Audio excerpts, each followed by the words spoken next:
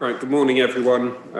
Welcome to this meeting of the Members Major Project Board. It's just after 11 o'clock. Lauren's got to confirm Is it live as yet, Lauren? I can now confirm you're live on YouTube. Lovely, thank you. I'll start that again. Good morning everyone. Just after 11 o'clock, welcome to the Members Major Project Board meeting on the 3rd of December 2021. I'm Stuart Dark, I'm the leader of the council and chair of this meeting. Just going around the room, if we can just get everyone to introduce themselves so that we know who's here. I'll start to my left. Wendy Vincent, Democratic Service Officer. Councillor Andrew Dickinson, Cabinet Member for Finance. That's Richard Blunt, Portfolio Holder for Regeneration and Development.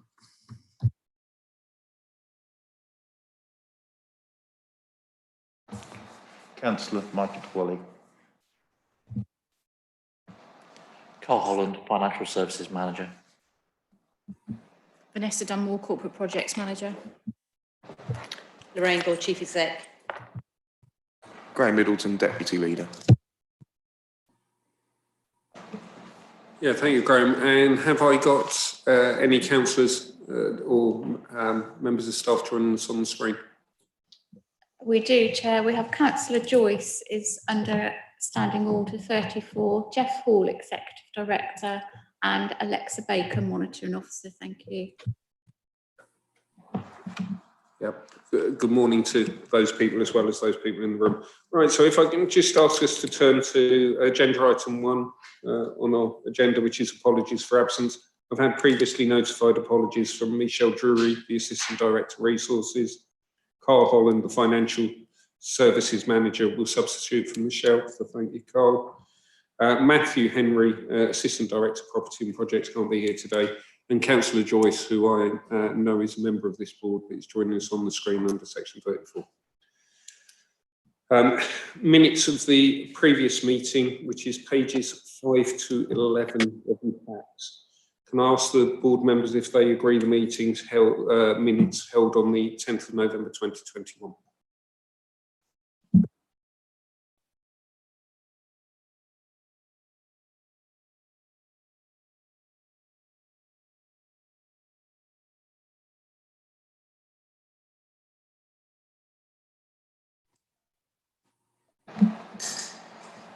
Yeah, I think that's perfectly acceptable. Thank you.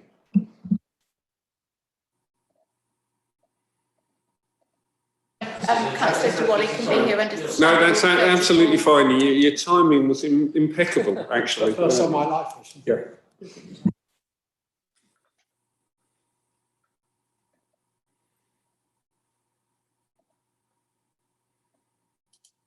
I'll just pause for a moment, Tom, so you can get set up.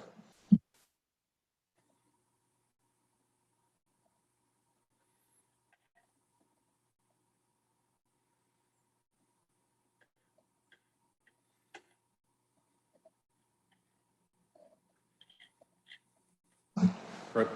Yeah. Thank you. Welcome, Tom. Appreciate you coming. In terms of where we are at the agenda, we're only on item 2. We've just done apologies, and we're on minutes of the previous meeting, which is pages 5 to 11 of members' packs. And I just asked whether people were content that they were an accurate record of that meeting. I can see no objections. Everyone's agreed those are. So thank you for that. Which brings us on to item 3 on the agenda, which is declarations of interest. I'm now going to ask members if they've any interest to declare on any of the items in front of us.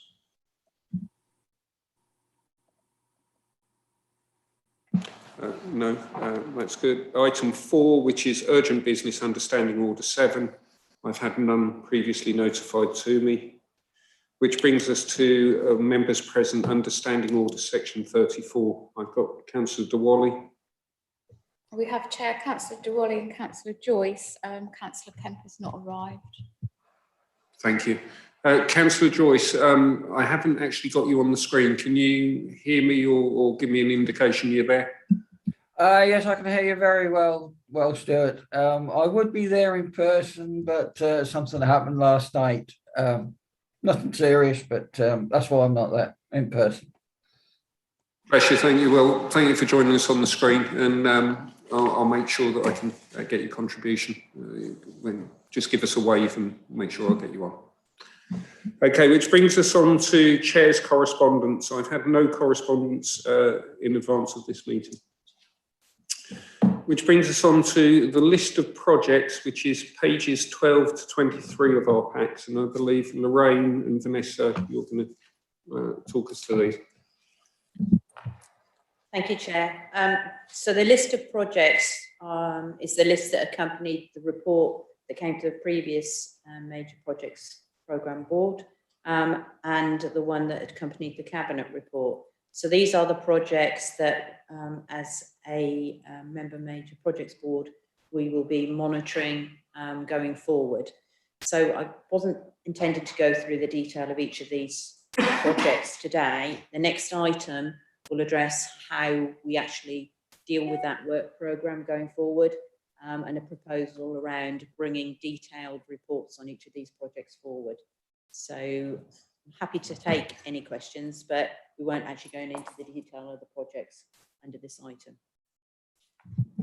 Yeah, thank you, Lorraine. And it's important, I think, for me to stress as the chair at this point that that list of projects is a living document. There will be things added to it as we go forward, obviously. So it's not a static item. I'll open it up to the floor. Members of the board, have you any questions of Lorraine or Vanessa around those projects at this moment? Terry. It's just a minor one. That's item 5, Parkway Western Side. I noticed on all the others it mentions 105 dwellings or whatever. The one above, or development of 78, the one below. It just says new development of mixed housing. So if you could just indicate the numbers of houses that are being considered on that project. So this is a development of one part of the site now, which takes it down to just over the 200, but the numbers will go through planning. So we can update the detail on here following planning.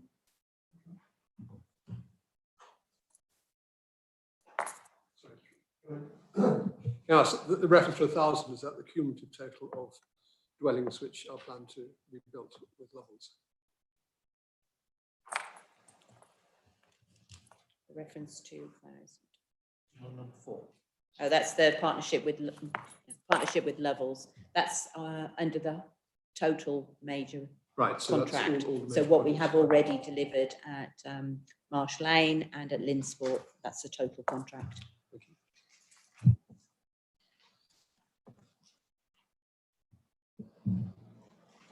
Have I any other questions of Lorraine or Vanessa or from members? Tom? Sorry, minor point. I just wonder if the number of houses relevant to each project were listed in this place, this might indicate to us at a glance the number of dwellings which we are planning to build over a future period. Chair, can I suggest that when we go into the next item, that's around the detail of how this board will monitor and what information you want, what performance details. So this was the list that was of the projects, but if we go into the next item, we can tease out some more of that detail. Yeah, thank you. Section 34 is Michael, Alex or Charles. Are there any questions or comments you want to make on the item that we're currently on, which is the list of projects, which is page 12 to 23? Not at this stage, Stuart. Thank you, Charles. Alex, you had your hand up. Thank you. Just a general point, Chair. It was regarding the officer board meetings. I noted that there hasn't been legal representation. Nobody from East Law appears to have been attending, and one of the issues which the Click Review highlighted was that legal representation had not always been there with the steering group, and that was something we wanted to take forward, and we wondered what the resource implication was, why they're not there, and whether that's been sorted out. But I know that had actually been raised in one of the officer board meetings as well, about East Law being able to attend. Chair, as part of the review of the terms of reference for the major members major project board, we will also be looking at that for the officer group, and we will require legal representation on there. So we will be dealing with that matter. Thank you for that. Right, I can't see any other hands up in relation to questions around the current list of projects, which brings us on to item 8, the way forward. And this is a discussion on monitoring arrangements of the members major project board. Now, I think it's important for me to state as the chair a couple of key points around this, and hopefully people that have either sat on committees with me at this council or at county council where I've chaired meetings with them will know that I want this to be the best for the residents of West Norfolk, this meeting, genuinely. I think we as councillors share more of common interest than opposite interest, and I welcome anybody on this board making comment, making supportive statements that will actually drive us to the place that we understand these major projects which will impact on residents.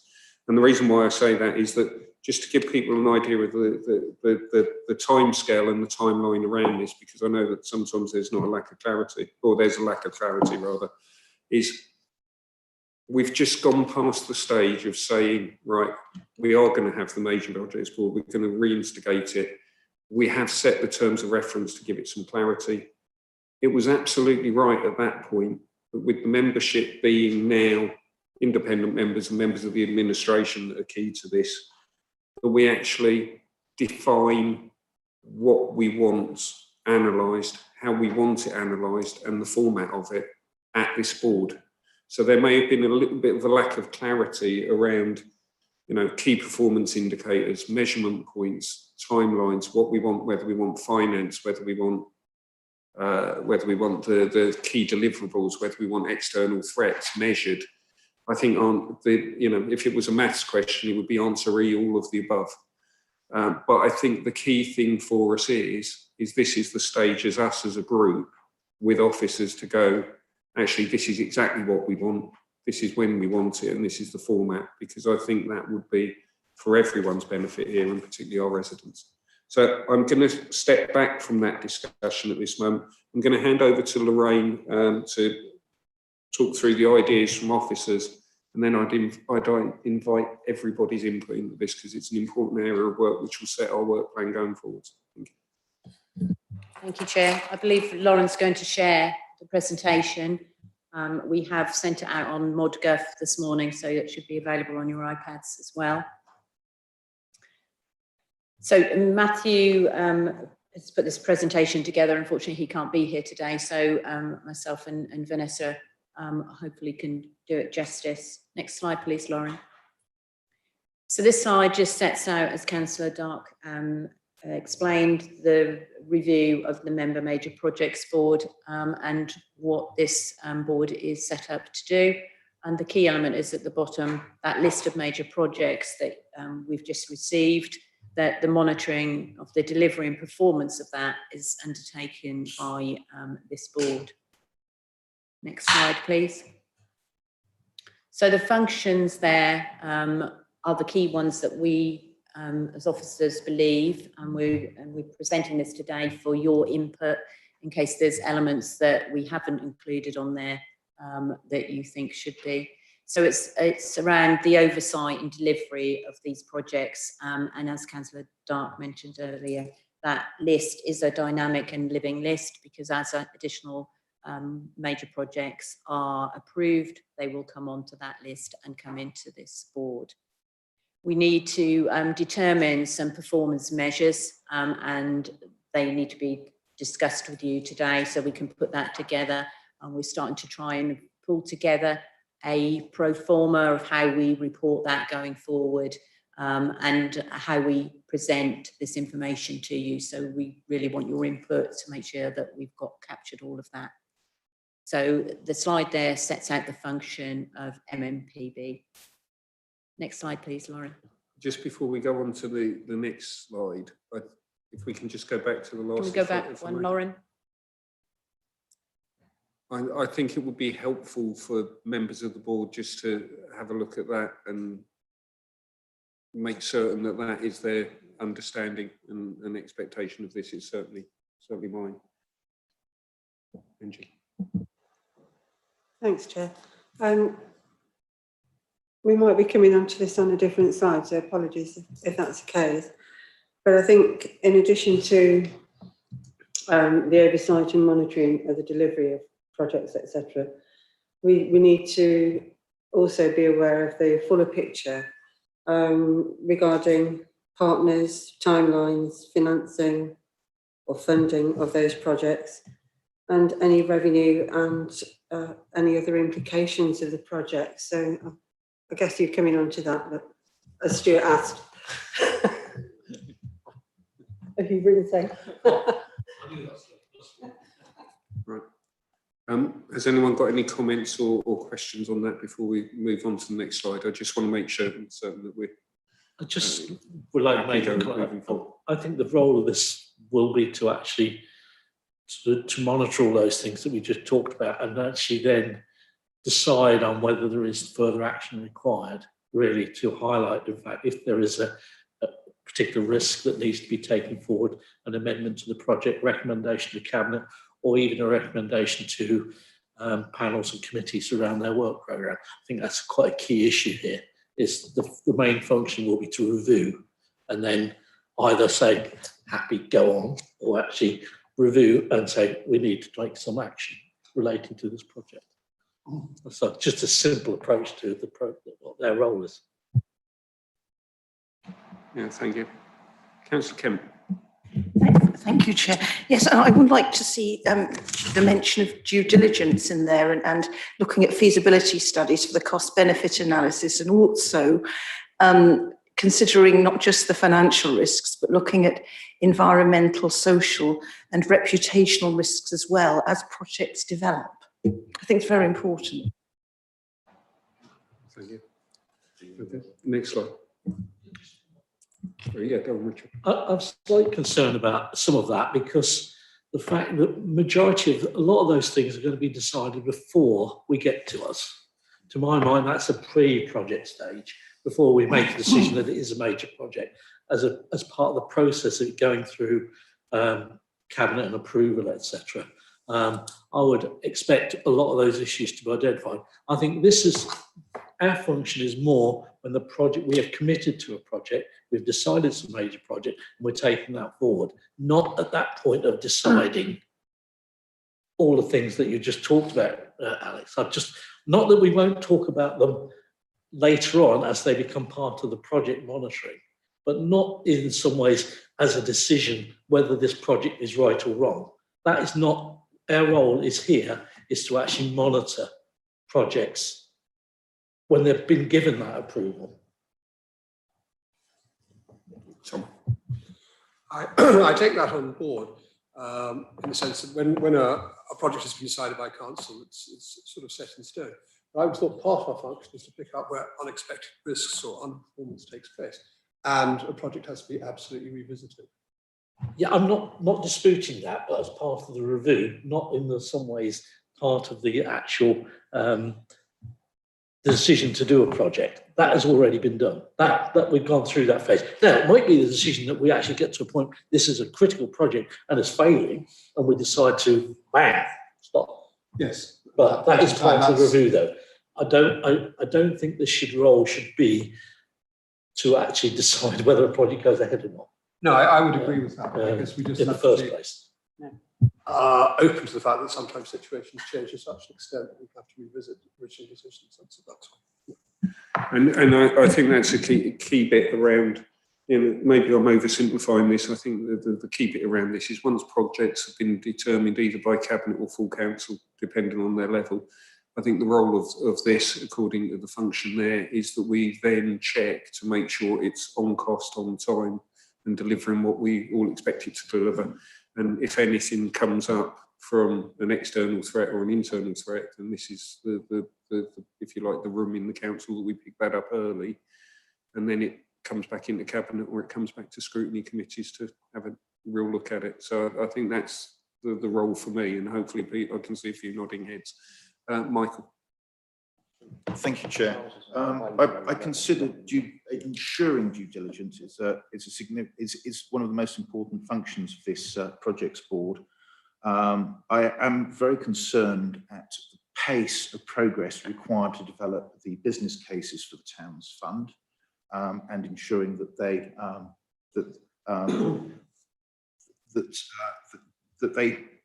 happen with the level of forgive me for not finding the words, that no corners are cut to meet the deadlines, and that we do the job properly, and that we can actually meet the schedules that are imposed upon us, which are extremely tight now.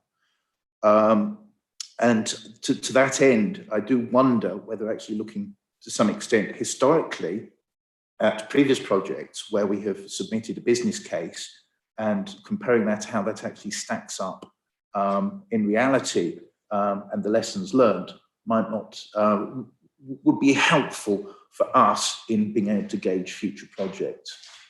Thank you. Yeah, thank you, Michael. I note your comment, and I think any organisation that wants to learn looks at, continuing improvement, looks at doing those things. I think for me, the major issue is that we're all in agreement the timescales are tight around the town's board funding. We are aware of that, but they are deliverable. My concern would be if we start looking historically at things that have been done, then the very officers that we're asking to do things that are current and need to come through this board to make sure they're being delivered against may be impacted upon negatively, which might be that we're creating a difficult situation out of something that we need to drive forward. But Richard, you've got your hand up. Yeah, just a very simple comment, really. The process of the business case is very well defined within government guidelines, and we have to follow those. In some ways, the due diligence is nearly inbuilt into that process. It has to be. And so I know there will be, and the real problem is the amount of work that's got to be done and the time scale you've got to do it in. But you still can't cut corners, because otherwise they'll throw you out your project anyway, especially for the town deal. That's very much the business case is very, very formal, and not one that we can sort of shortcut in any way. If anything, we're more likely to actually ask for them to let us more time to do it. Thank you, Richard. Charles, I'm really sorry because we've got something on the screen. I've only got you in a little corner of the screen, and it's like an eyesight test for me. So apologies around that, and thanks for waiting. That's perfectly fine, Stuart. I understand that. I think what is the important thing is due diligence. You expect the officers to carry out due diligence, and there has been instances where they have carried out due diligence, or one officer has carried out due diligence, but there wasn't evidence to show that that was actually supported, because we don't know what happened afterwards. But you would expect the officer board to carry out due diligence, to be the wicket keeper, if you wish, to use a cricket analogy, and this board is the long stop in case they miss it. That is what I would see as far as due diligence is concerned. The role of the board, basically the long stop to, stop a four, if you wish. That's basically it. We have to expect that the officers will carry out due diligence. We know from other projects that didn't always happen, but even within those projects, we know that some officers did their absolute best. The only problem is we don't know if they had the support from either more senior officers or indeed from the councillors who were involved. So that's what this board needs to do. It needs to act as the long stop to make sure nothing gets by. Yeah, thank you, Charles. In full agreement with you there. I kind of look at this as an early warning radar, that actually we're going to be regularly looking at the projects that have been agreed. You know, if you take the scrutiny panels roles, they when things come up through the panels and they input into the schemes and then council agrees it, we need to make sure that once it's all been agreed and it's in action, there's no blind spot. And that's the role of this. It's a case of, it's not replacing anything we already do, but it is that, if you like, safety net, as you described, of looking at things on a regular basis and making sure that they deliver what we think they're going to be delivering, which is, I think, quite key. Sorry, I'm just looking past you, Tom. I'll go to Terry first and then Tom. Yeah, it's only a brief comment. Looking back at the slide, the function of the MPMPV, presumably if we agree the correct performance measures against which to monitor progress and delivery, then the issues which have been raised in the discussion so far will be addressed. You just need to agree the correct performance measures. That's all. Full agreement. Tom. I was just returning to this point of due diligence, because often due diligence is associated with a body independent of the people who are executing a particular project, and obviously the officers are executing the project. And really, due diligence should be a helpful sort of process. So it's difficult to think of ourselves as just being a long stop. And that's something I want to address, is the connection between the officers, Major Projects Board, and members of this board. But then we'll come on to that, I'm sure. Thank you. Right, Lorraine, you managed to get... Sorry, Councillor Campbell. Excuse me, thank you. One thing I wanted to say, which is very important, the role of officers, is the resource function, because with the Towns Fund, we've been struggling to recruit the project management officer and also the finance officer. And these are some issues which are very important, because at the end of the day, officers can only do the job that we want them to do if there are enough of them and they have enough time. So I think time management and the role of officers on major projects, as well as their normal day job, is crucial here going forward. Otherwise things may be missed and it's not the officer's fault at all.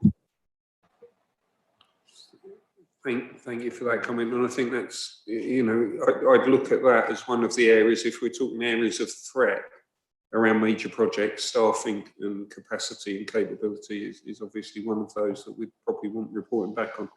But Lorraine, you managed to get as far as slide 2, and this could be a long meeting, but it's good, the level of engagement. So if you can move on, I think we've covered that, so thank you. Yes, thank you, Chair. Lauren, if you can move to the next slide.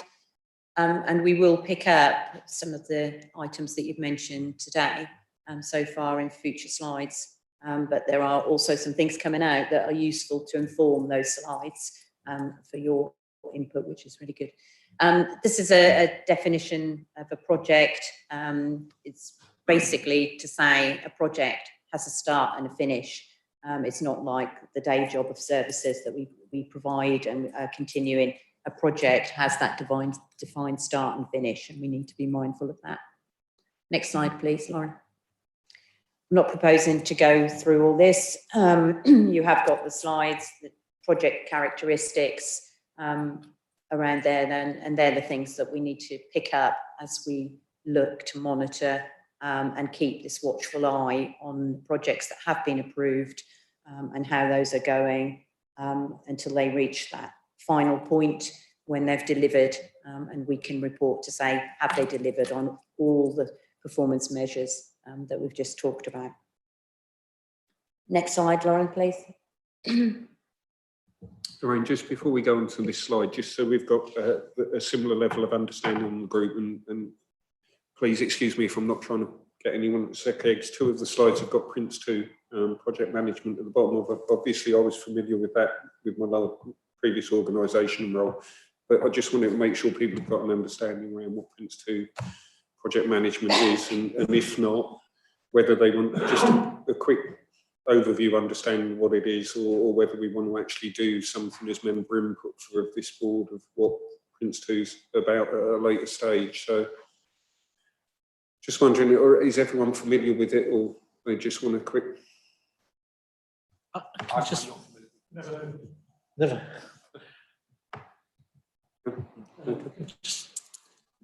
Prince 2 is a methodology for managing projects, really, and defining projects. It's not everybody's cup of tea, I've got to say. I don't know whether, I'm not sure we don't use Prince 2, do we, as such, in full terms? We've got officers who've been trained in the principles of Prince 2 for project delivery. But we tend to use the general principle. We don't. It's a real, very complex methodology that has hundreds of books have been written about it, and all senior project managers would know about it, sort of thing. So it's something whether we decide. Yeah, what I think is done here is just pinch definitions from the Prince 2 directory, sort of thing. I mean, Vanessa's been, I think you've been trained in Prince 2 or previously, haven't you? So we could bring an overview of those principles if it's useful for this board to a future meeting. What do members reckon?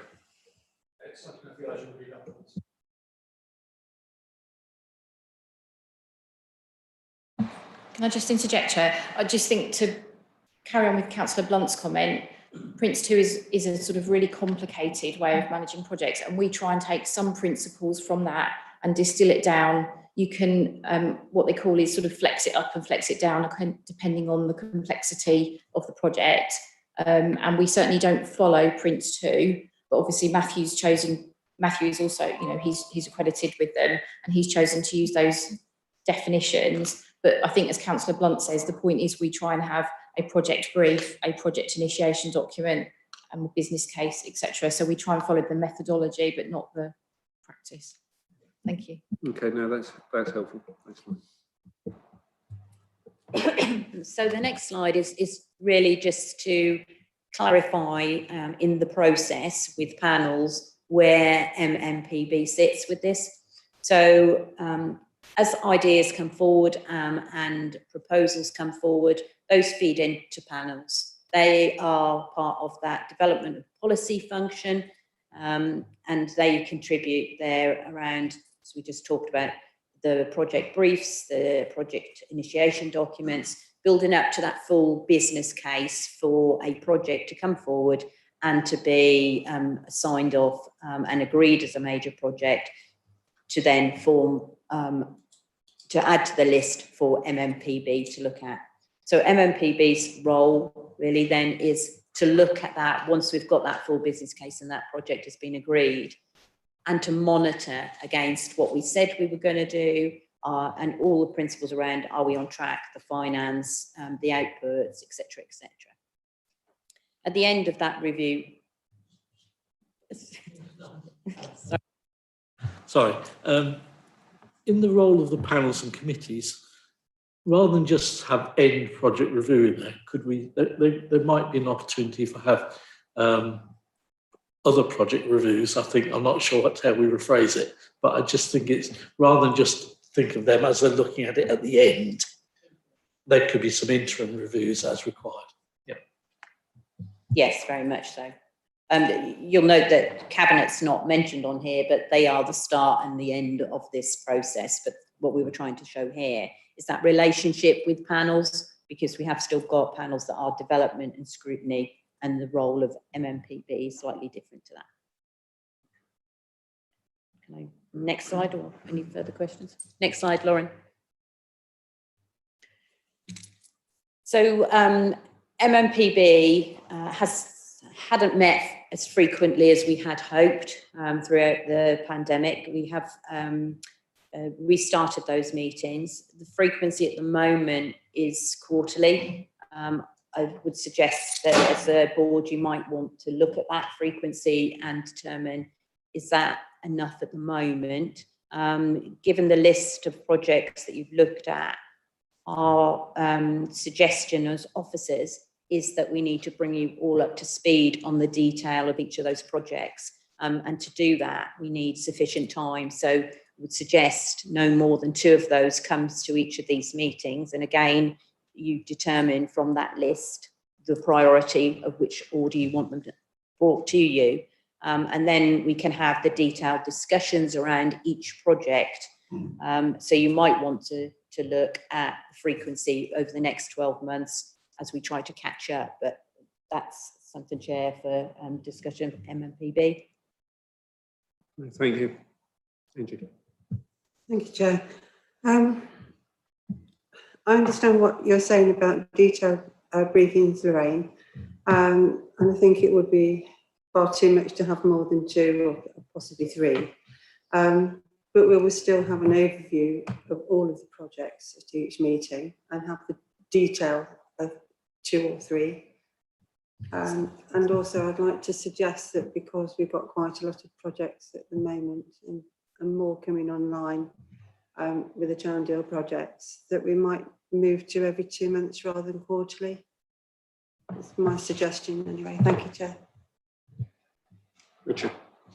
Yeah, I think there's a sort of a now problem and there's a future problem. Actually, when we get to the future, then we'll see whether quarterly is. I would have thought, because of the amount of work that's going on and the amount of change, we may want to do that. I agree with you, every other month sort of thing. But initially, I do think it's quite important we do a fast hit so that everybody's up to speed. Whether we can do that over a sort of 6-week period to try and actually to do a detailed briefing we maybe on some of the major projects, we could lump them together and won't be so bad to put them in one session. But I do think we need to catch up quite quickly to make sure we're up to speed. Rather than, because if let's take Town Deal, there's several projects there. We could actually do that in one group. Actually, I would have thought some of the major projects that are our own in-house development projects, we could nearly do them in one group, just to bring them all up, so we're all up to speed and know what's going on, rather than actually wait for something to turn up sort of in 6 months' time. Just a thought. That's just a quick catch-up. We've got Graham and Tom. Yeah, I agree with that, actually. I think we need to get up to speed with everything on there. I mean, even if we have even if we have a meeting every 2 months, the amount of projects on that list, it'll be this time next year before we're up to speed. So, I mean, my suggestion would be potentially, could we not look at, and obviously diaries permitting, especially with officers, even if it's late January, early February, that all of us just have a whole morning, 9 till 12, 1 o'clock, and try and get through as much as we can, rather than doing hour and a half, 2 here, 2 there. Because once we've had that session, we're all up to date. Well, then we can allocate which ones we need the 2 of every couple of months to keep on top of the work programme, isn't it? So I'm just cautious that it'll take us a year to catch up otherwise, won't it? Or even a whole day, Sure, we could organise it somehow. Not a Saturday, though. I've got Tom, then Alex, then. I mean, I agree absolutely with what Graham and Richard are saying. We want to get to a point where we've got a working knowledge of all the projects which we can't, and then as new projects come on, obviously we can fully brief. I would have thought one thing I don't know if you're going to bring up is the availability of the minutes or even attendance of the officers' major projects board, because that would make it a very much more of a dynamic exercise. We're not so much auditors picking up what's been going on, but we can maybe be observers, perhaps, in some sense, to what the officers are actually doing. And that might mean attendance in meetings, which would be extreme, but it more likely might mean sort of access to the regular minutes of the officer meetings. So the officer major projects board minutes will come in to this group. We have operational meetings as well, which are not minuted and not in the same way, and they don't come into here. Then when the project is, when that will be the development of the period and all that process that feeds into panels, but the minutes from the officer major project board do come into this meeting. Just to pick up on the frequency of meetings, we put this on the slide because we think that the frequency does need to be reviewed. We don't think quarterly is going to work to get you all up to speed. As far as the detailed briefings are concerned, we would want there to bring the lead officer for that project to, with the detailed knowledge of that, to present to you so you can ask all the questions you want to. Whether we can do that all in a morning, I think would be quite an ask. I think you'll need this over a period of time. and given the other pressures on resourcing, we need to look at how we can do that. The detailed briefings, once we've brought people up to speed, as a new project comes on, we'll need to make sure everyone's up to speed with the new project. But every meeting, and we'll come to that later, is about the performance of each of these projects and how we're proposing to bring something to you that is a discussion document to highlight things that are happening. So we need to determine a timeline, really, of bringing each of these projects so that you're up to speed as quickly as possible. Okay, thank you. I've got Alex, then Terry, then Michael, then Angie. Thank you, Chair. My point is, along with the two items which would be presented to the Major Projects Board, is that the original terms of reference were for exceptions reporting. So as risks come up, they would be brought to our attention. Of course, some of them can be picked up in the office and board minutes, but equally well, because we're here as a monitoring board, not, for example, as a sort of presentation kind of slideshow meeting, the critical analysis part is very important. And I think that needs to be bolted in, so that we are looking at those risks. Okay, thank you for your comment. Terry? Something simple, really. I'm on my mind to agree with Graham that we need an initial meeting which brings us up to speed, really, and a longer meeting which may not involve a lot of officer time. It's just bring us up to speed. And then, from what's been suggested, certainly more regular meetings, and whether 2 months is sufficient really in the first part of next year, or whether it's every month, I don't know. But there's certainly a lot of projects on the boil at the moment, aren't there? And a lot are imminent next year, and there's some that are going to go through planning next year. It may be that, you know, towards the middle of next year, the frequency of meetings might tail off a little, depending on how many others come forward, really.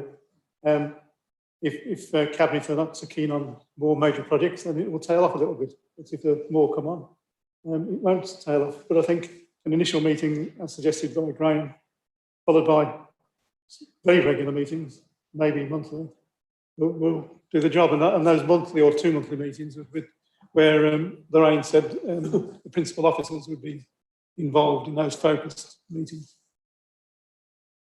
So yes, so when we go through the detailed ones to give you that catching up, we want to bring the specific officers in, the lead officers for those, yeah. Yeah, thank you, Terry. Michael. Thank you, Chair. I believe Councillor Joyce has been waving madly at us, but if I may just have a quick word before then. I am acutely aware of the intensity of the town's fund project, and I'm still concerned that about the dissemination of project progress in a timely manner to members of the board, so that the projects can be scrutinised rather than it sort of appearing as an 11th hour agenda item. Thank you. Okay, thank you.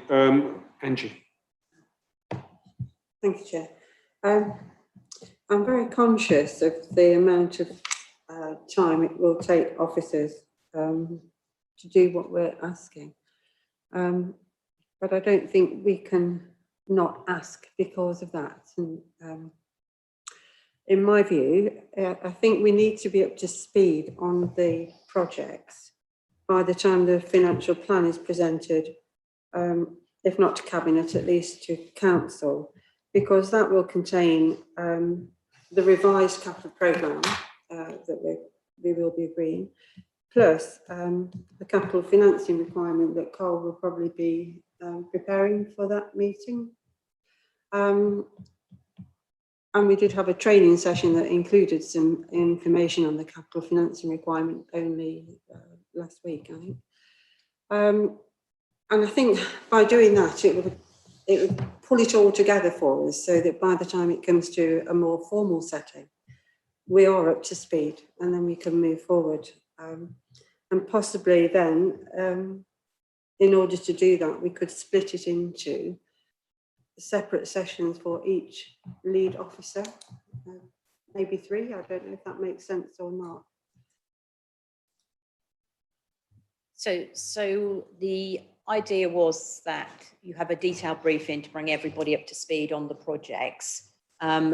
That we don't then have detailed briefings at every meeting, because once you're brought up to speed, we then have a template document that we're going to come on to in the slide on how we bring any exceptions or monitoring information. And it might be at that time you ask for someone to come to a future meeting because there's something particular. And there will be new projects then that have to come in on your work programme to have those detailed updates and then fit into the monitoring process. As far as trying to do this before the financial plan, which is right at the beginning of February, but if we're talking about by the end of February, which is council, and we set aside, if we get an agreement to set aside, I think you need a good chunk of a day if you're going to sit and go through them, and then we can invite officers in on a time slot for each of the projects so they're not all sitting around the whole day, if that's what MMPB. Sure, I mean, my suggestion was just one way of dividing it amongst the lead officers. But what you're suggesting is fine, no problem. But I do think that timing is probably the best option well, certainly from my perspective. Charles, if I can bring you in here, I'm conscious of the fact that this might be one of the main disadvantages of you not being in the room today, albeit you're on the major project board going forward, is that the mood in the room is that we're going to have more frequent meetings and look to have an update so we can get up and running as quickly as we can around these projects. But I just wanted your view on it, because obviously that would be committing you to something as well. Well, I'll put it to you this way, Stuart. There's a question that is the most important question that is never asked. And that is why it's the most important question. Is it absolutely necessary for these to be formal meetings?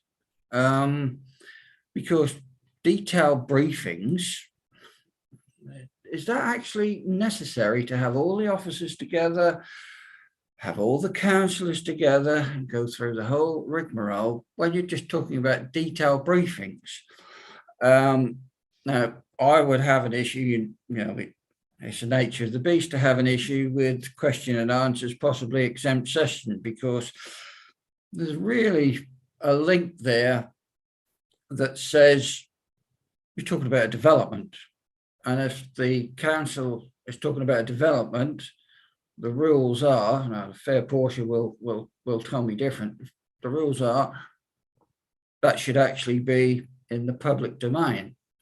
But the crucial question is, if you're only having detailed briefings and you're not taking a formal decision of any kind, you're just seeing how good or bad it is, then does it actually have to be a formal meeting so that you can stick to your 3 months time or even your 2 months time, but you can get these detailed briefings up and running, as Graham has suggested, very quickly.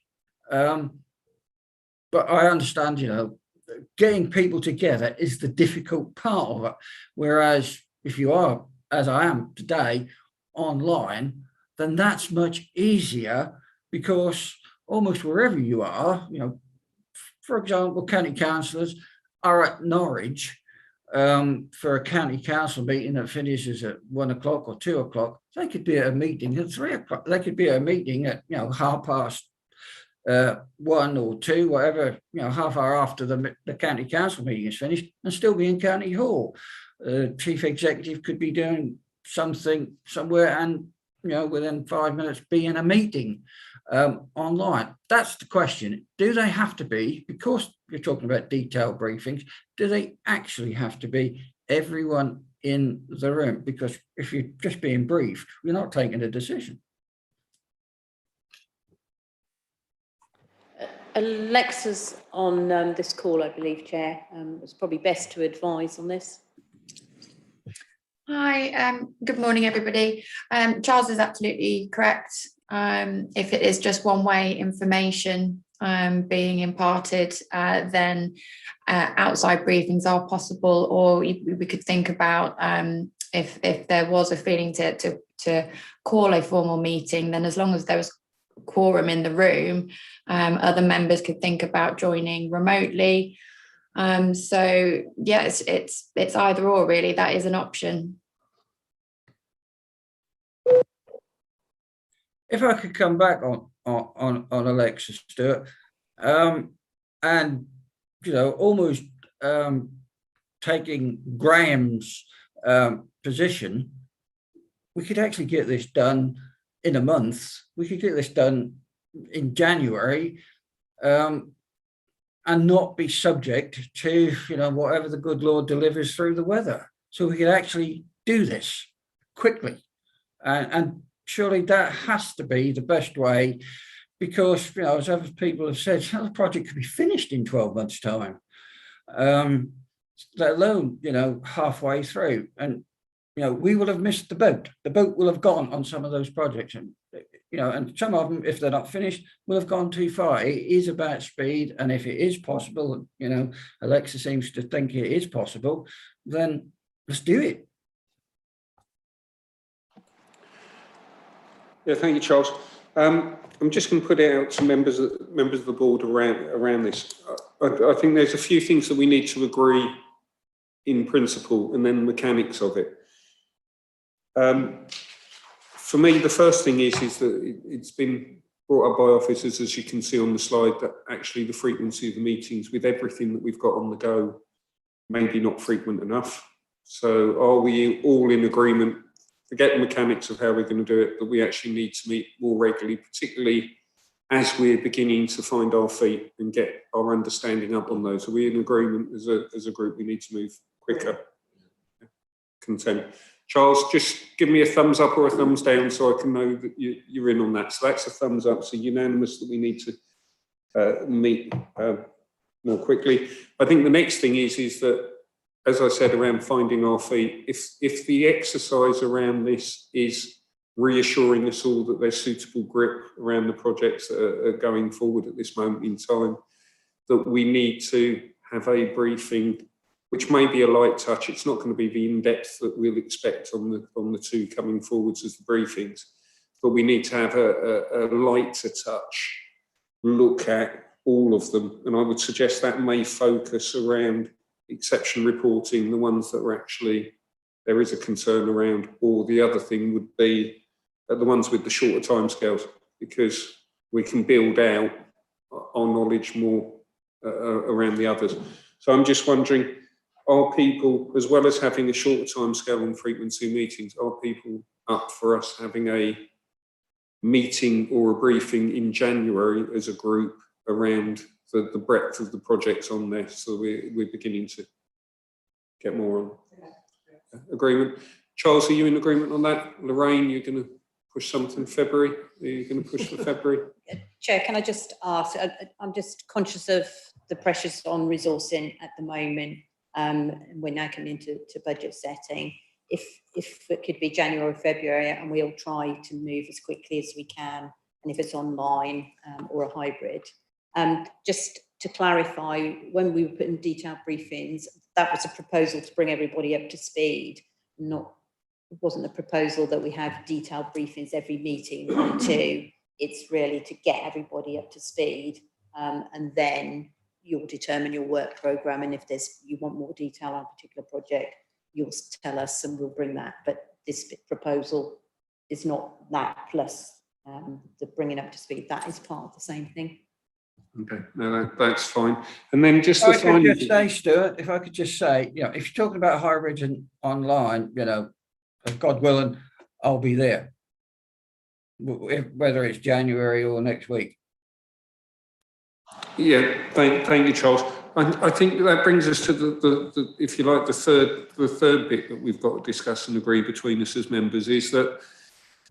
So we've now said we need more frequent meetings. I think that it's very difficult for us to turn around and say, right, it's going to be on this set date, because actually with the Towns Board and various other major projects, it might be that we want a meeting because there is a deadline coming up that we want to be reassured that something's happening before that. So I think there needs to be a degree of flex around, there'll be a minimum time that we meet, but there may be, we might need to move that because of the timelines that become apparent as we get into this. The third bit for me, though, is around, we can do the briefings virtually. Alexa, Charles has rightly raised it. Alexa's said that there's nothing to stop us doing on it. Just for me, I'd pose for the room, and I'm quite happy either way, because it's all of us are involved in this. But there is something for me around, we need to remember the role of this around the safeguards and around the visibility of people being reassured that this is taking place. And so I'm just mindful of the fact, whilst it might practically support one-way briefings on Zoom or Teams, whether actually it gives people, as in the public looking in from outside, more visibility and reassurance that we are meeting as a group and it's a formal meeting rather than, something that might be online. But I'm not going to say anything more or open it up for views, because it affects all of us. Angie. Thank you, Chair.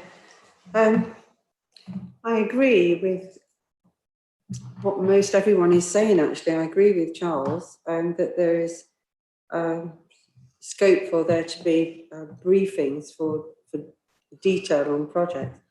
And I agree with Lorraine. I know exactly what the issues are with resourcing and, the effect that our demands might have.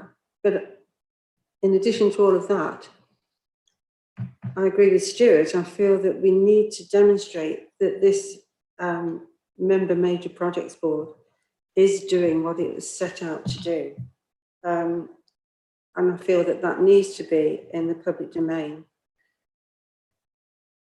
I suppose there must be some scope within that for a hybrid, so that we do have some briefings that are online, but then that we do come together in a formal setting.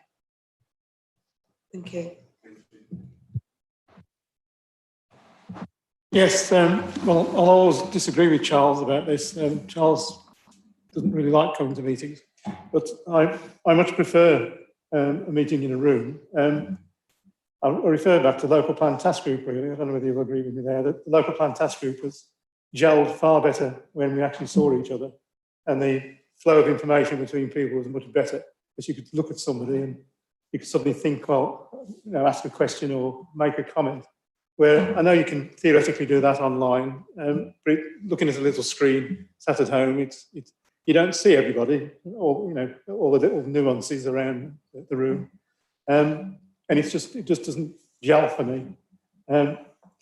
So I much prefer a real meeting. I know it can cause problems with officers, and I've got no real problem with some officers at least appearing virtually, although when it's a principal officer, I think I'd rather see them face to face, as we did on the local plan task group when we asked them to turn up. So all things being equal, I would prefer our group to meet physically, with officers appearing as appropriate as they can do, live if possible, on screen if necessary. And coming back to the comment that you made, Councillor Dark, and has also been supported, I think if there are public looking in, or press looking in, or whoever looks into these meetings, I think seeing a group discussing these important issues is more real than having faces floating, on the screen. I mean, planning went virtual at one point, didn't it? And I don't think planning was very successful as a virtual exercise. I think seeing the planning committee in a room doing the job is more significant than having floating faces on a screen, quite honestly. Anyway, that's my view. Thanks, Terry. I've got Graham and then Richard. Yeah, thanks. I mean, I think we can do a hybrid of it, in terms of, if you need a quick informal update on something, well, then if it's easier for us all to jump on Teams at home and have that informal update, which might only be a half an hour or an hour meeting. But I do take Terry's points in terms of gelling as a group, because I think for me, this board was set up for us to all, councillors wanted to keep a closer eye over our major projects, and these meetings aren't going to be around having a political type bashing across the table as to whether we should be doing it or not. We sort of did that previously, I suppose, when we've agreed or not agreed on whether something should actually be a project when it goes through the committee system in Cabinet and full council. Once it gets to this point, it is a project that's been agreed upon by the council, and I think it's important for us as a, you know, as the member project group, that we do have that sort of gel and we're able to have those conversations and we're able to give that right level of scrutiny and taking understanding from the officers, and we're pushing those projects along, you know, in the right manner. You know, so I think the formal aspect of these meetings, I think it's important that we do that in person, you know. But if there's some like, oh, we need to give you an update on this, we're not due another meeting for 6 weeks, can we jump on at Friday and 3 o'clock because something's come up, then yeah, you know, let's keep it open that we can do that more informal or formal, or however we want to put it, update on out of the blue, so to speak. I think other ideas with sort of getting us caught up and up to date, where we're talking about, or where I mentioned earlier about having this sort of half day or full day. I mean, realistically, the only people who is going to have to give up the whole day will be members of the board, and the officers can just drop in, like Lorraine said, I think, drop in throughout the day when, you know, to come in, talk about their particular project. And I think we can keep that quite informal at that stage, because that's just a case of getting us up to date with everything that's currently in the project book. And then the more in-depth sort of stuff, or not in-depth, but then once we know where we're at, well, then those briefings going forward will be updates on all of those projects, as opposed to having to go through absolutely everything every single time we meet, if that makes sense. But I'll just feed that in anyway. Thank you, Graham. Richard. I basically agree totally with what's just been said, actually, and with Terry as well. I think I'm very strongly supporting the full board meetings need to be physically present. I think it's important we have that physical sharing relationship goes across with the people being here. And in fact, there's some ways that the initial briefings, I think, can be done, you know, as we just mentioned, the fact that if we just get on and do them and try and get them done quickly, they could actually they could be more virtual, actually, if we need them to be. But I think, but remember, the problem is, if they are, you know what will happen, we'll want to discuss things, and it's a lot easier to discuss them if you're here. It's not so easy, and I agree with Terry. Terry's been worked with me on the local plan task group. The benefit of that, you do have everybody present was able to sit and discuss things, and that's quite important that we bring that to the culture of that to this group. Just picking up that, is it worth having the virtual briefing to bring everybody up? Just mindful the amount of questions that might come from those, and then from that, you've got your list. You determine then which ones are priorities that you actually want an even more in depth, and it could be officers then come to a formal meeting. So if you've had the overview and half of them you're comfortable with, but others you want to delve in a bit more and ask some more questions, we could have a follow-up on those ones and bring those in. Just a suggestion. Right. Okay. I want us to move on, because Charles, I can see you there. I'll just see if I can summarise on this, because I know we've got a number of slides on it that we need to move it through. Although it's a useful debate that I'm not trying to stifle. In terms of where we are, I think we've got some agreements and actions at the moment that we've all agreed up, that we're looking to have an update on across the projects in January or February from officers. The need for greater frequency of us meeting as a group because of what's going on. And I'm getting the mood from people around the table is preference for face-to-face, albeit I take on Charles's point that actually if we need to have a briefing and it works out easiest for us to have that briefing for time or for logistics, that we can do that on Teams. There's no reason why we can't do that. I think one of the things that all of us officers and councillors have learnt over the last 18 months is that we need to be flexible how we meet and when we meet, and you know, with everything that's been going on. So I think we'll be able to chart our way through that. Just in terms of the meeting, I think in January, February, where they are the initial updates, and it's potentially going to be over a period of time in one day. My personal preference would be I'd like it that we actually are meeting as a group and that we are actually having officers come and brief us on that. Now, I'm quite happy, as has been said by councillors, to have officers join us for their bit, either face-to-face and then leave, or for officers to join us on the screen for their bit. But I think it's essential for us, because it's going to be one of our first big meetings where we're actually getting ourselves up to speed, that the dynamic in the room should be us together for that one rather than virtual. Have I got that right, people? I can see a few nods of assent. Any shaking heads? Angie. Sorry, Chair, but can I just check what it is we envisage covering in that session or those sessions? Will it be a briefing on the detail about what an individual project entails, or will it cover those other aspects that we mentioned earlier in terms of partners, timelines, financing and funding and revenue implications, etc.? Because those latter items are the ones that I'm particularly concerned about. And I think that we haven't done that fully in the past. And I would be disappointed not to be doing that going forward. It may not be possible at that time. I accept that, but I'm just trying to have clarification. Yeah, thank you. There you go. Right. Chair, I would suggest that first session is an overview of the project, what it's aiming to do. So if it's housing, how many? If it's got so far, how many have we delivered so far? What's the overall budget? So an overview of the projects to bring everybody up to speed with those. And then as we go into the next meeting, we've got that list.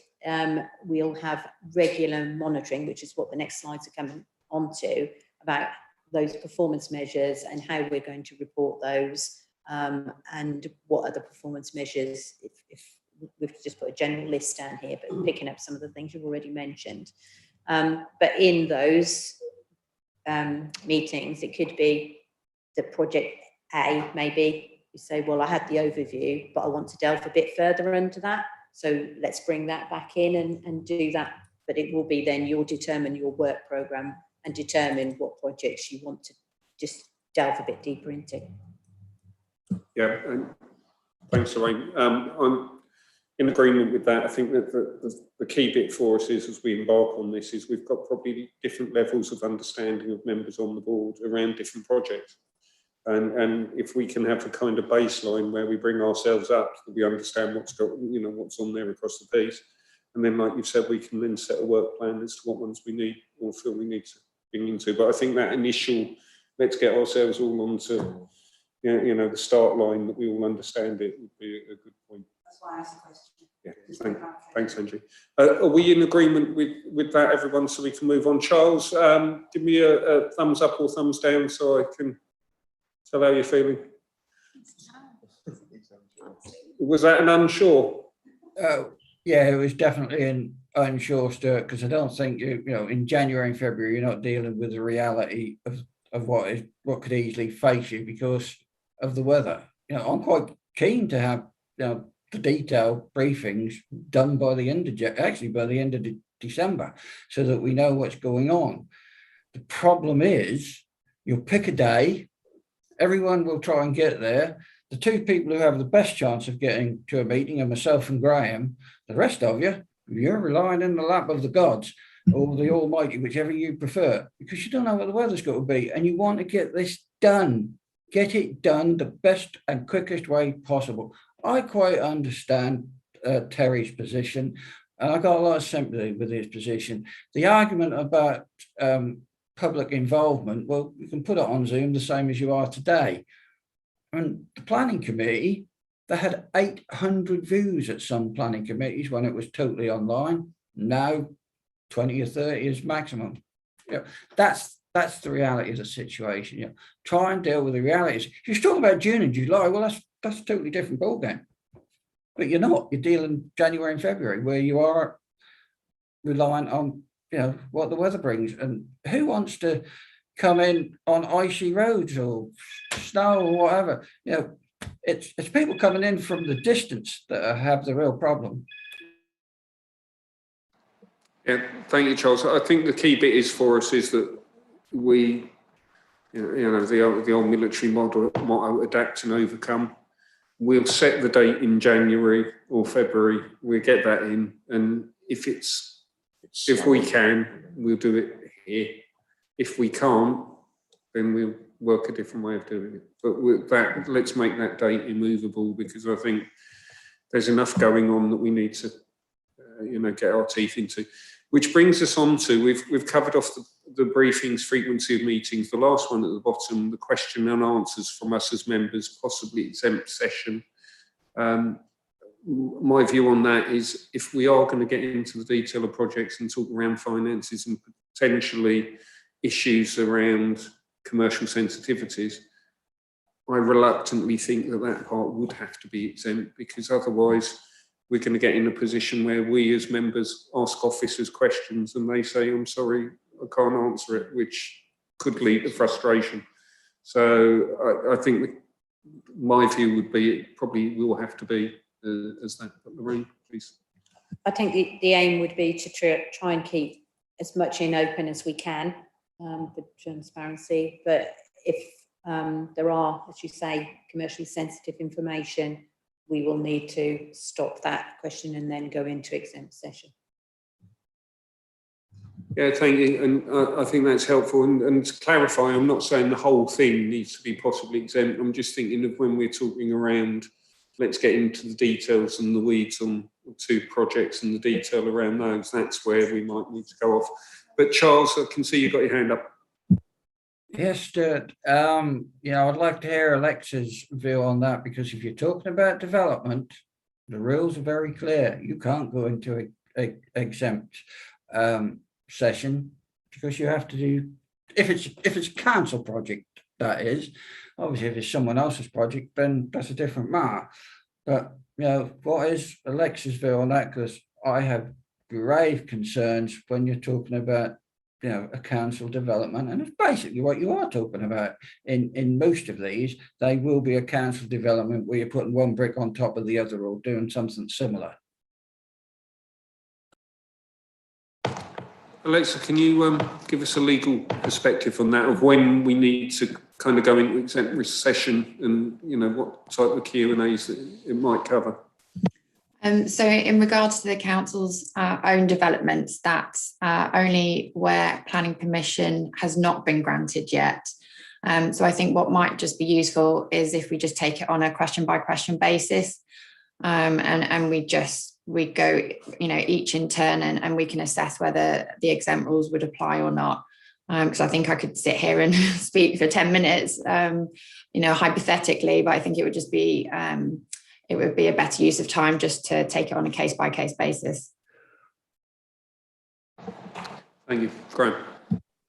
Yeah, I mean, I get Charles, I take what Charles is saying, but I think it's really important that we keep the possibility of going into an exempt session, because at the end of the day, the reason why we wanted this board set up in the first place is that as members, we wanted to know what was going on with the projects. And what worries me is that there will be possibilities of sometimes, let's say, I don't know, a project requires purchasing a building that's currently got a business running inside it, maybe.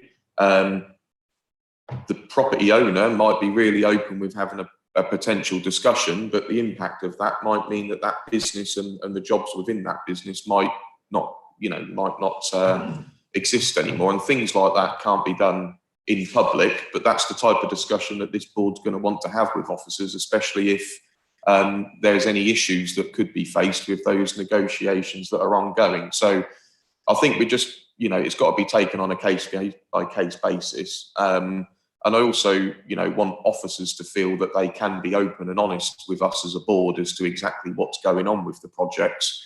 And if everything was in public, then those officers might curb on what they're actually telling us, because they might too be worried about the commercial sensitivity of what they're trying to explain to us. So I think it has to be case by case, and I think we've just got to keep a really close eye and take the advice from the officers and legal as and when those questions are posed within these meetings as to whether the answer to that question should be discussed at that time or not.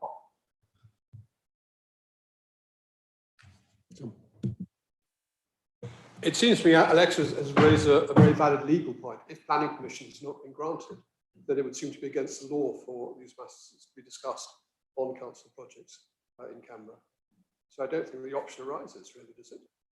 I mean, it's very good that there's a sort of a general feeling within the room that we should be as open as possible. I can see clearly there will be moments when it won't be appropriate to be open for the commercial reasons is outstanding.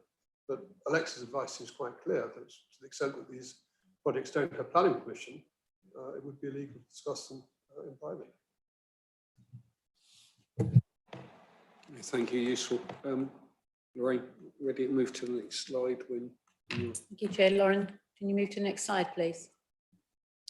So this is the slide where I think some of the conversation was at, early on in the meeting, and I think Vanessa's been capturing some of those additional comments, but these are sort of the high-level categories where we think you'll want to focus, but this is a discussion page, really. So around the budget and the costs, and that feeds into where is the budget coming from? Is it grant funding, third parties? Is it council funding? Is there any deviation from that funding? Where are the costs going? Cost benefit analysis, all that sort of thing being picked up under there. Timescales as they were set for the project, are we on track with those? Are we not? Is it coming earlier, later? Questions around the delivery on there. Milestones, if there's milestones set within the business case, are they being monitored? Is this group aware of what they are? And are they getting that information reported to them on a regular basis?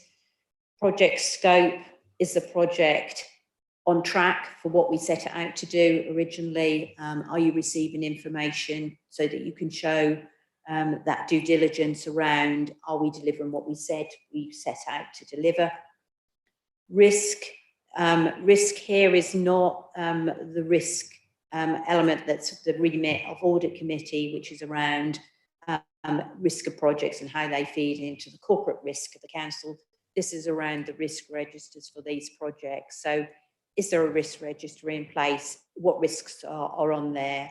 Are there some risks that as a board you're saying, well, you're missing those risks, these should go on? Why are you putting that one on? Where are we at with that one? And then the link in with the Officer Major Projects Board. So the decisions coming through there and the recommendations through there, those minutes come into this group so that you can review those and do that challenge back. So this really is the discussion area for how you want your work to be shaped going forward. We have got another slide that Vanessa's going to share once we've been through this slide about how we think we could present that and what sort of template document we could use, but really welcome your views and your input on this so that we can shape the information. And I think, you know, this might be a starting place, but as we go through and we learn the lessons from a project, they might feed into future ways we want to monitor this. Comments, please, as panel members on that as a starter for 10. Richard. I've got a couple, really. I'd quite like to see resources on there as a separate entity, so we could actually just understand, especially in the current climate, what is better. And I know a lot of those will be covered in risk, but I think actually we ought to have resources as a sort of a measure.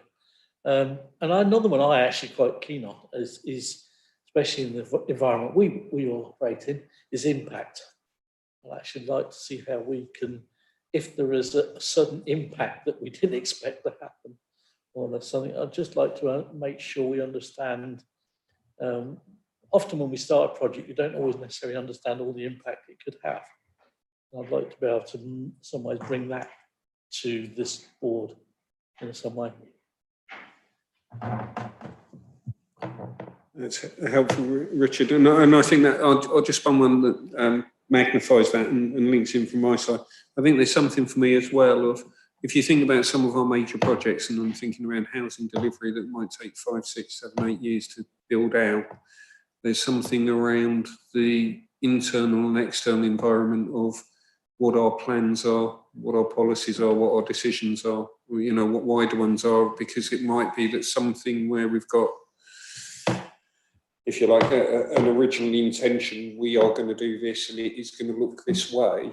There may be if it is a long-term project, something that comes in from outside that is, I guess it's a risk, but it's also something that we need to be aware of. Is it, you know, is it still meeting current policy, you know, current direction, that type of thing? I think that would help. Richard?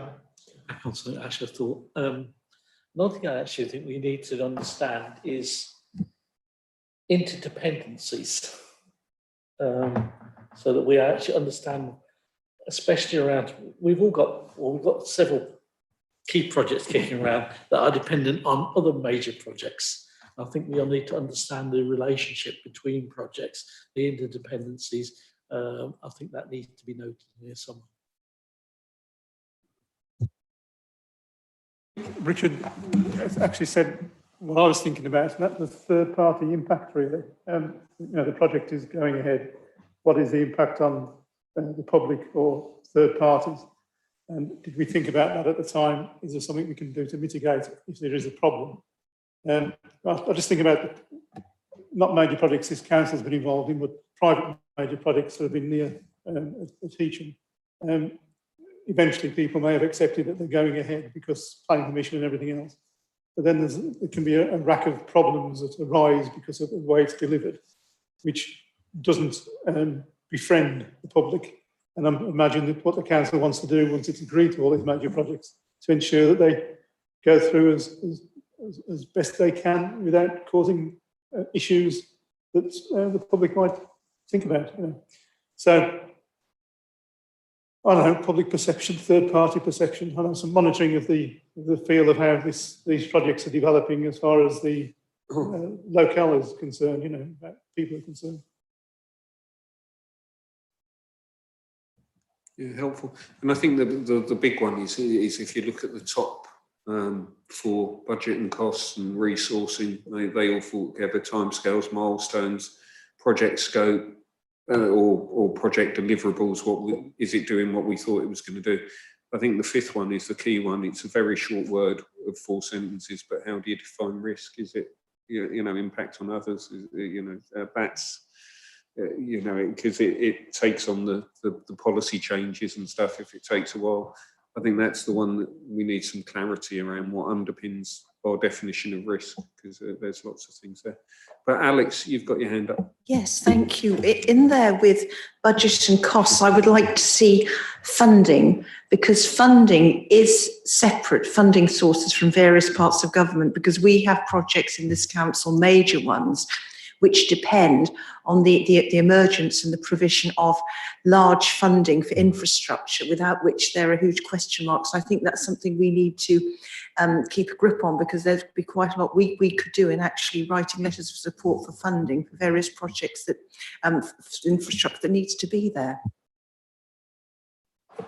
Yeah, I think that would cover under budget and costs. I think financing, you know, sources of financing is key.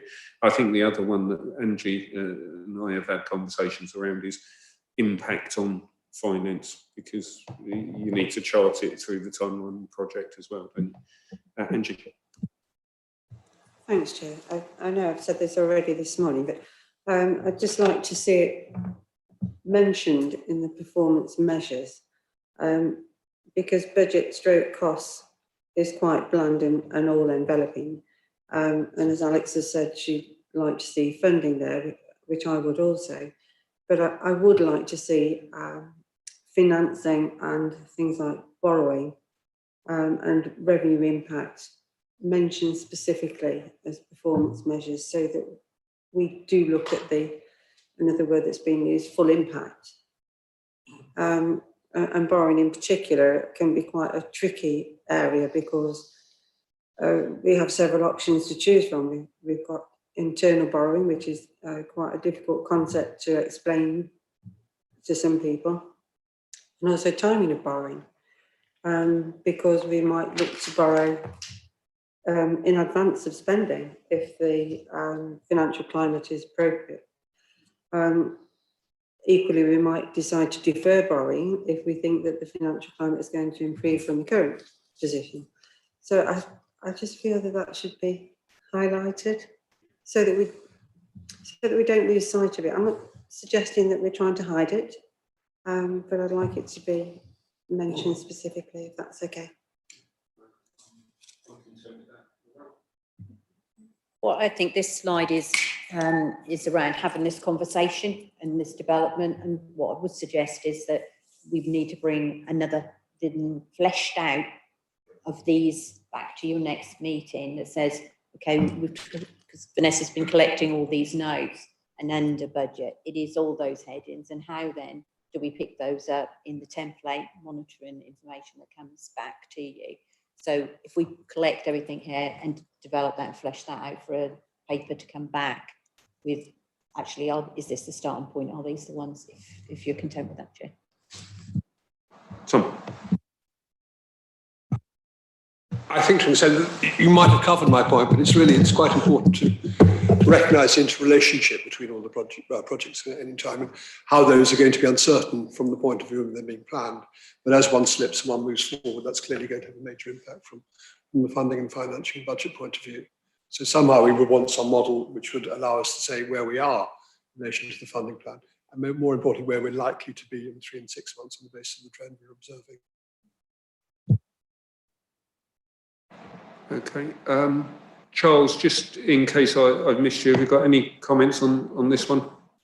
No, not really, Stuart. It seems to cover most things. You'll know your targets anyway. So that would be the only thing that's not mentioned, but that's already written in if it's not actually in ink. Yeah, thank you. And I think just one from me around this. I think when we bring this fleshed out to the next meeting, if we can actually have the work done around, because this is effectively our performance dashboard. So what I'd like to do is look at kind of a grid format of what it looks like. You'd normally have red, amber and green as to whether things are meeting where they should.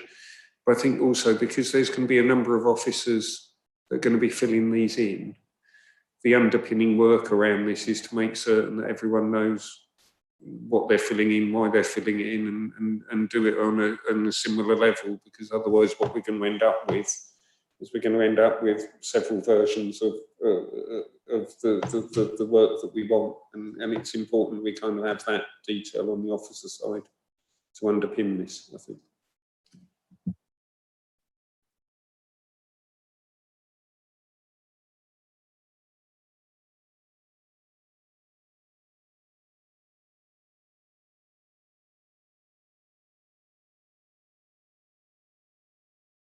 Lauren, can we go to the next slide?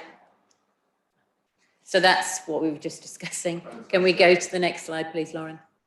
And this is what you were referring to. So has Lauren got access to the template? Lauren, could you take the presentation and put the template reporting up, please?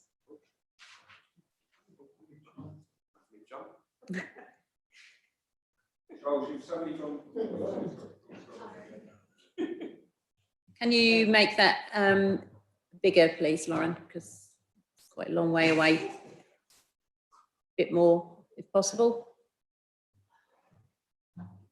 Keep going. Yep. Is that okay for everyone?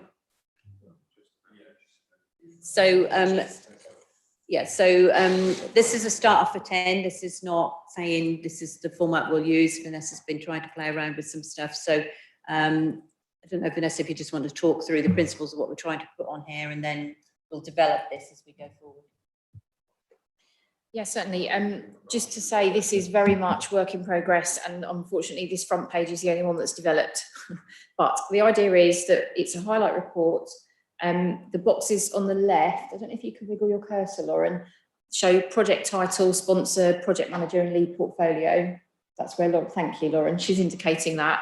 The ones on the right are going to show the status of the last report, which came to the board, the period that this report covers, and then the project status for this report. So on this example, the project that you looked at, whatever project this is just a dummy one. Last time it was green, but now we'd be showing you that actually this time it's amber, and then obviously the officers would be talking through why that is, what's gone wrong, etc.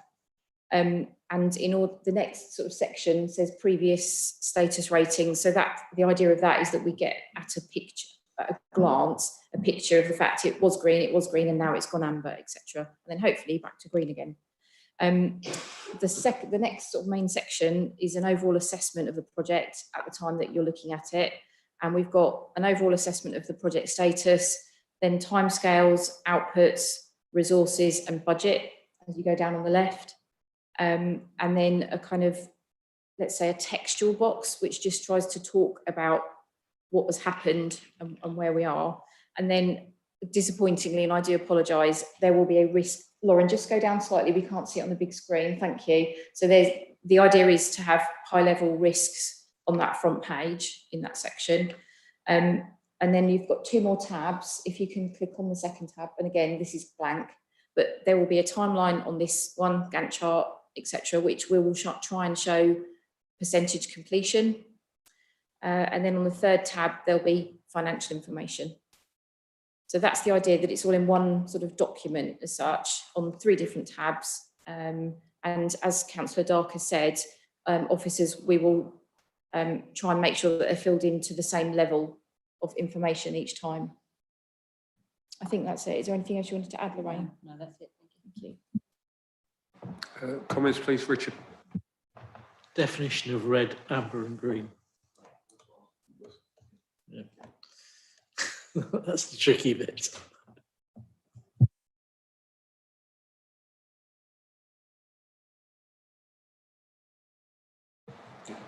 Yeah, I mean, what Richard just said in terms of what is red, what is amber, what is green, and also, I mean, not to overcomplicate it, because I think sometimes you can, or I can anyway. But having been involved in key KPIs that use red, amber, green, it's quite often that 3 options isn't enough to identify the right level of risk or achievement within each section. Because to me, with only using the 3, green should be absolutely 100%, it's all ready to go, and we've got absolutely nothing to worry about.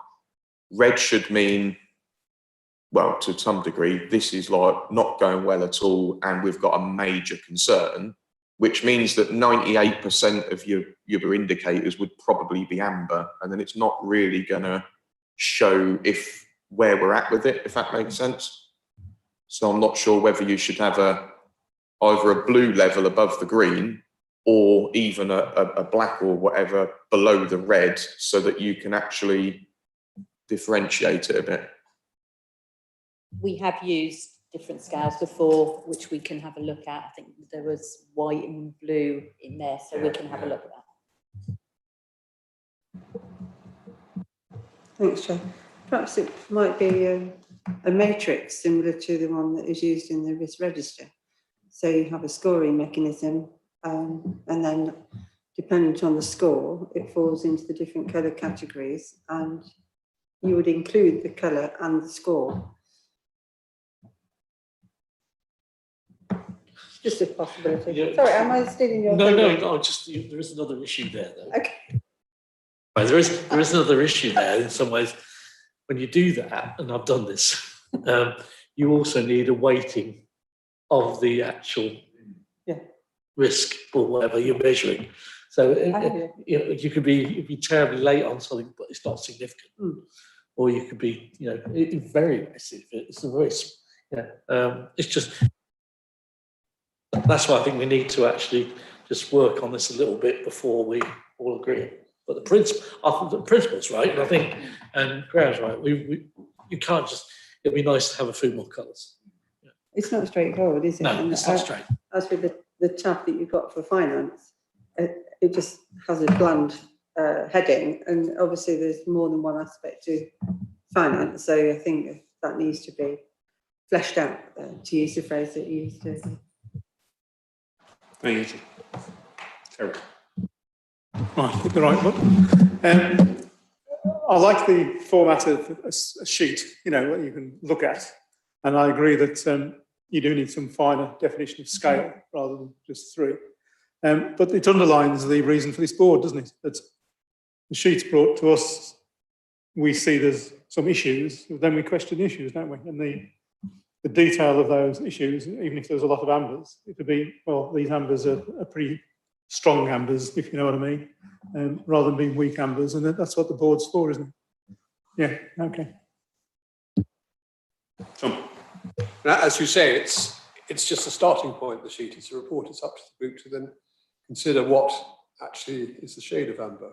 And that, I hope, is the questions which we'd be asking to find answers to. So it's a good, yes, you have to start somewhere. That seems sound to me.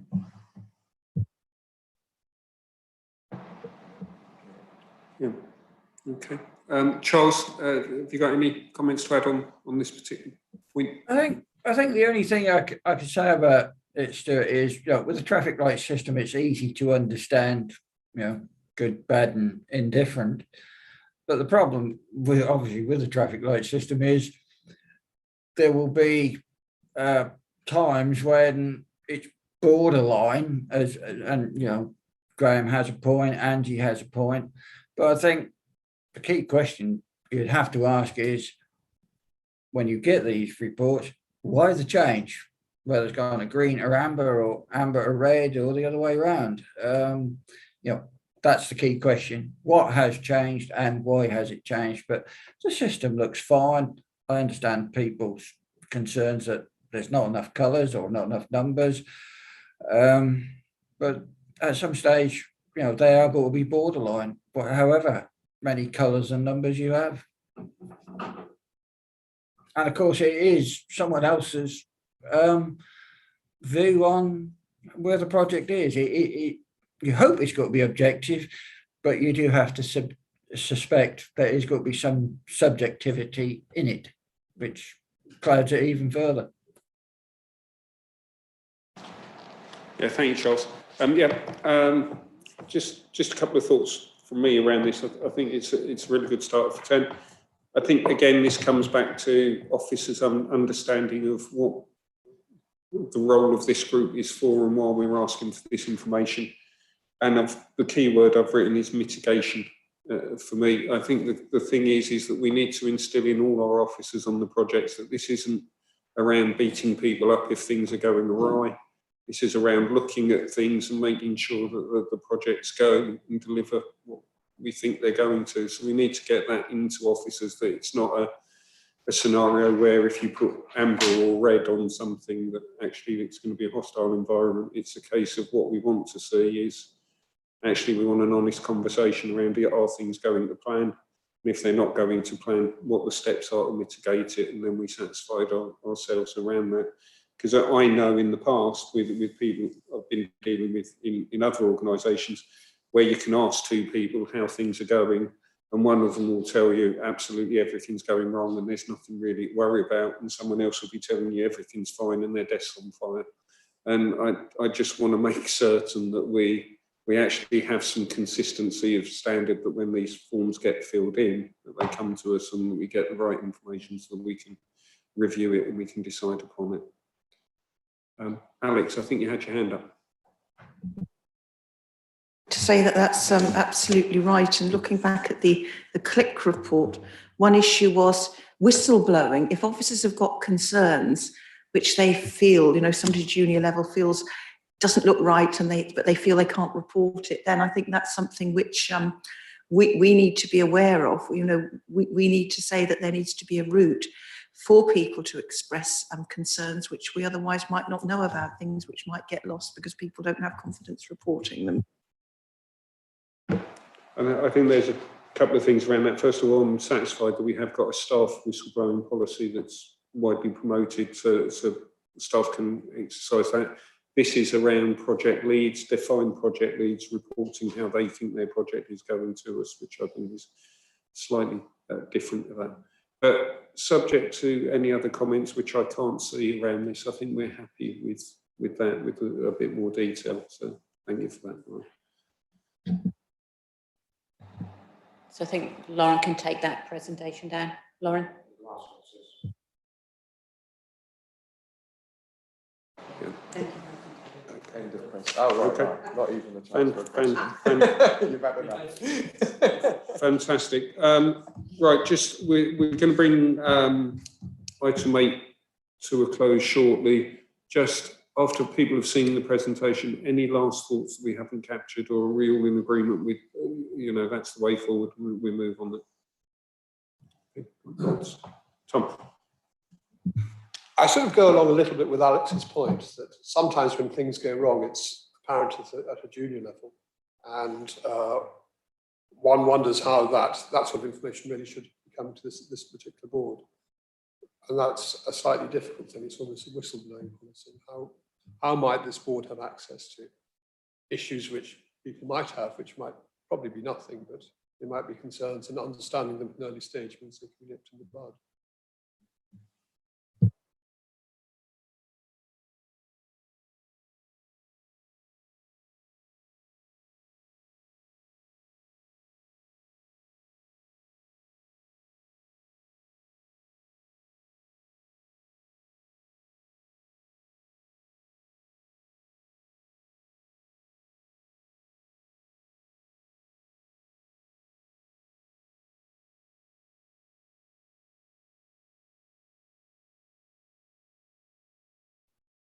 Whoever's talking, we can't hear you. If anyone's not got their microphone on. I apologise. I was just saying it is in all organisations and all projects, there will be people who've got views which might not conform with the majority view, and they might wish to complain about things and bring things to people's attention, which may or may not be valid. And I guess that has to be recognised as something which has to be managed and controlled. Alexa, Alexa, did you want to come in on this point from a legal perspective around whistleblowing?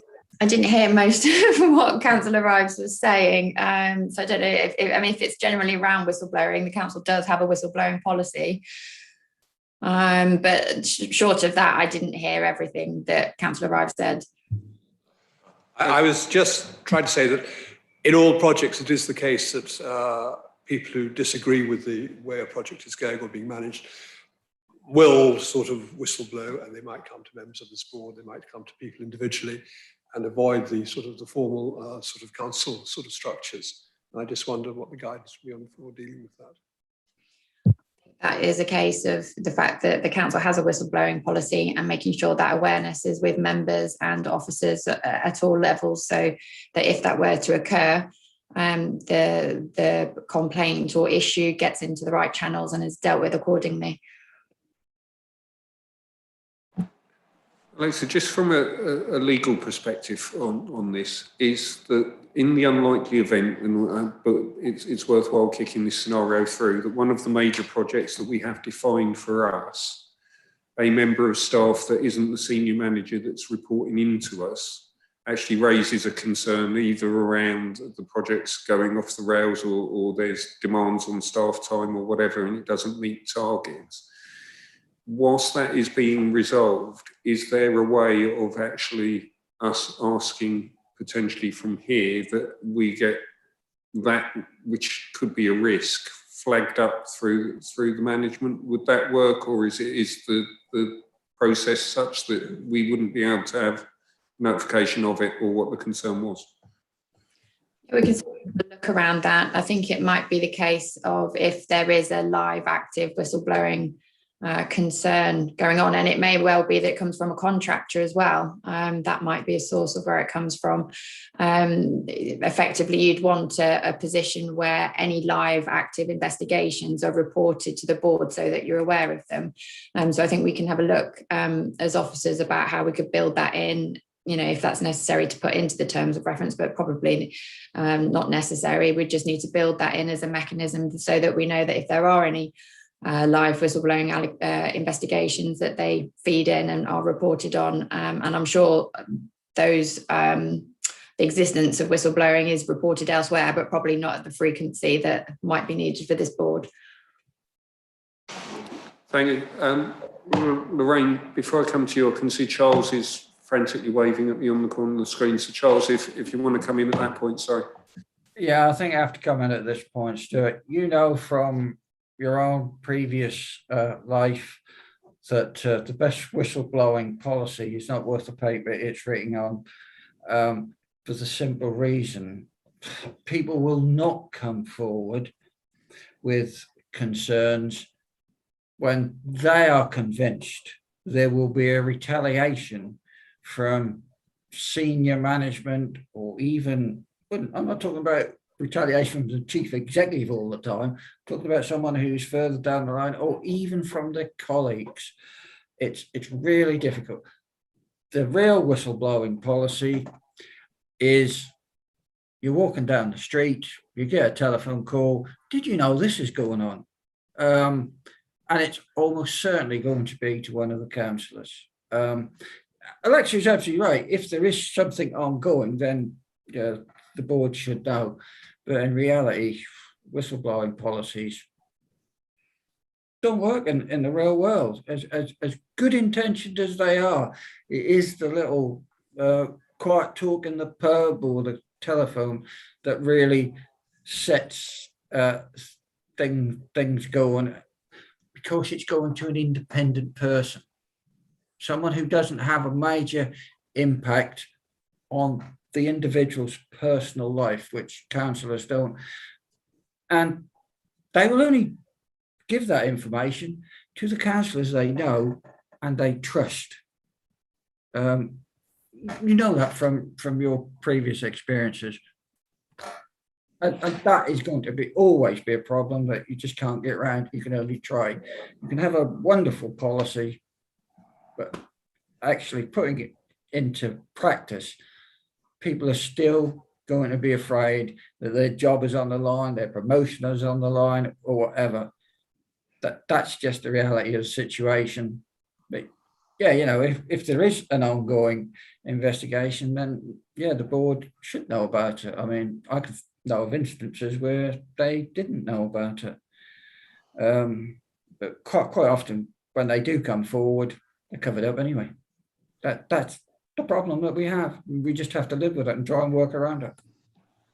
Yeah, thanks, Charles. I think there's two points there. First of all, we're looking at the one that was within our control, which is if there is a whistleblowing complaint around a major project that we've got on our list, of making certain that if the board is in agreement, that we find some mechanism with officers that's reported in, so that we're aware that's going on.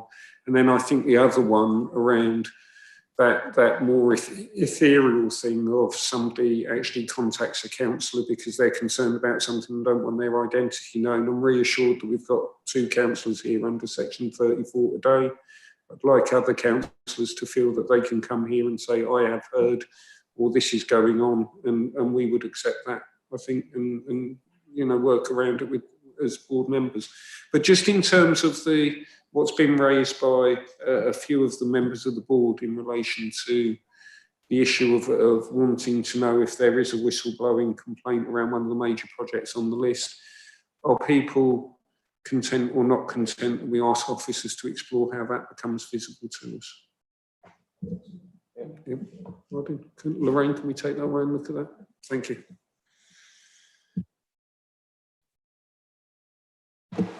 Okay, right, I've got no other comments, and that was on item 8, and I think, we've spent a bit of time on that. I think it was a really important next step after getting the board back together. That sounds like the band back together, but I mean the board back together, and having an agreement around what the role of the board was. The actual next step is us as board members to do what we've done today and clearly define forward work plan, getting ourselves up to speed and getting those KPIs done so that we can work with those, with members going forward. So really useful, and thank you for everyone's input.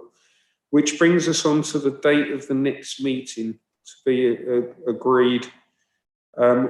What I would suggest we do around that is I go away and speak with Lorraine to come up with that first date in January, February, where we can have the enhanced meeting and briefing and check with people's diaries. Would people be acceptable to do that? Because we won't be able to work that out today. Okay, Charles, can you give me a thumbs up on the screen if that's all right with you? Fantastic, thank you. Which brings us on to item 10, which is exclusion of the press and public. Graham, do you want to? Thank you. I'd like the committee to consider passing the following resolution that under section 100A4 of the Local Government Act 1972, the press and the public be excluded from the meeting for the following item of business on the grounds that it involves the likely disclosure of exempt information as defined in Part 1 of Schedule 12A to the Act. Are we all in agreement? Are members of the board in agreement to do that at this stage? Agreed. Charles, are you in agreement? Lauren, could you confirm